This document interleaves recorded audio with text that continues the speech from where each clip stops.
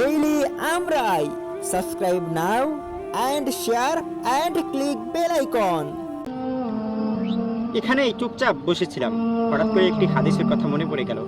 হাদিসটি বুখারী শরীফের 29 নম্বর হাদিস।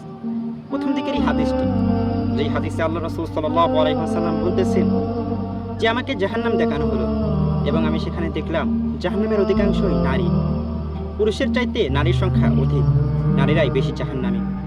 এক সাহাবী প্রশ্ন করলো, আল্লাহ রাসূল সাল্লাল্লাহু আলাইহি ওয়াসাল্লাম, নারীরা কেন জাহান্নামে গেল? তারা কি আল্লাহর সাথে নাফরমানি করেছে?